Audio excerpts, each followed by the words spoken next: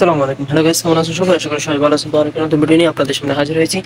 তো আজকের ভিডিওটা যদি সম্পূর্ণ দেখেন অবশ্যই আপনারা অনেক কিছু শিখতে পারবেন, অনেক কিছু জানতে পারবেন। তো আজকের ভিডিওটা হচ্ছে একটা গাড়ি, আপনারা যারা গাড়ি চালান বা গাড়ির কাজ করেন তারা অবশ্যই এই সমস্যার মধ্যে পড়েন, বা সেটা কোনো মিস্ত্রি বা কোনো কেউ সেই সমস্যার সমাধান করতে পারে না। তো আজকে আমি কথা বলবো, একটা গাড়ি 60-70 যখন চালান তখন ইঞ্জিন কাঁপাকাঁপি করে, এমনি স্টার্ট দেওয়ার পরে ইঞ্জিন কাঁপাকাঁপি করে না।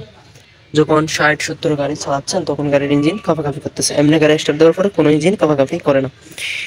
তো আমরা জানি একটা গাড়ির ইঞ্জিন কাঁপাকাঁপি করার মূলত কারণ হচ্ছে এই যে প্লাগ, এই যে ইগনিশন কয়েল, এই যে ইন্ডাক্টর, হয়তো বা ফুয়েল পাম্প।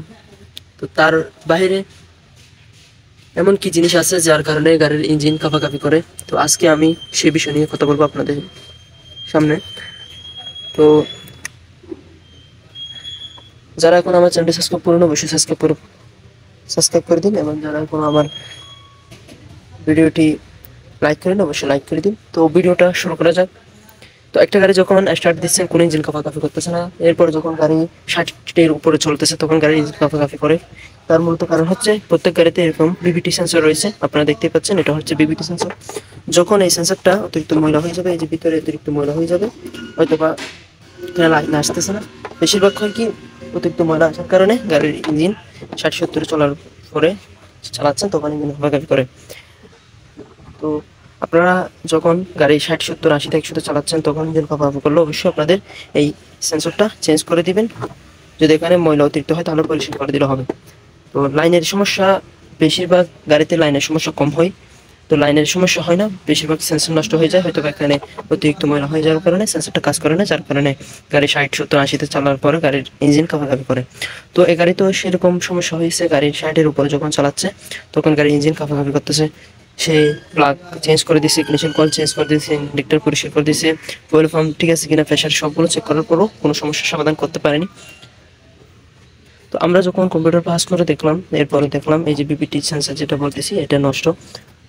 তো বিপিটি সেন্সর এই গাড়িতে 4টা বিপিটি সেন্সর রয়েছে, এই জায়গায় একটা, এই যে ভিতরে এই জায়গায় একটা, এই জায়গায় একটা, আবার এই জায়গায় একটা, 4টা।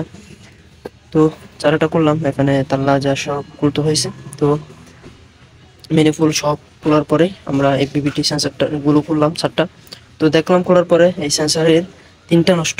আপনারা লক্ষ্য করুন, একটা গাড়িতে 3টা সেন্সর নষ্ট হলে কীরকম সমস্যা হতে পারে।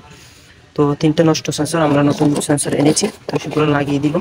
এই যে নতুন সেন্সর আনলাম, 4টা নিয়ে আসলাম। তো 4টা লাগিয়ে দিব, লাগিয়ে দেওয়ার পরে ওটা পাস করে দেখবো। তো আমি আপনাদের সামনে আজকে যে বিষয় নিয়ে কথা বলেছি, আপনাদের যদি এরকম সমস্যা হয় আপনারা নিজেরাই এই সেন্সরটা খুলে পরিষ্কার করে দেবেন। যদি ময়লা হয় নাই তাহলে পরিষ্কার করে দিয়ে কোনো লাভ নেই, যদি ময়লা হয় তাহলে পরিষ্কার করে দিলে সমাধান হয়ে যাবে, আর যদি ময়লা না হয় তাহলে আপনাদেরকে নতুন সেন্সর লাগাতে হবে। তো বিষয়টা বুঝতে পেরেছেন, একটা গাড়ি 60-70 চালার পরে ইঞ্জিন কাঁপাকাঁপি করার কারণ হচ্ছে এই যে এই সেন্সরটা। তো আপনাদের যদি এরকম সমস্যা হয় অবশ্যই এই সেন্সরটা চেঞ্জ করে দিন, আপনাদের সমস্যার সমাধান হয়ে যাবে।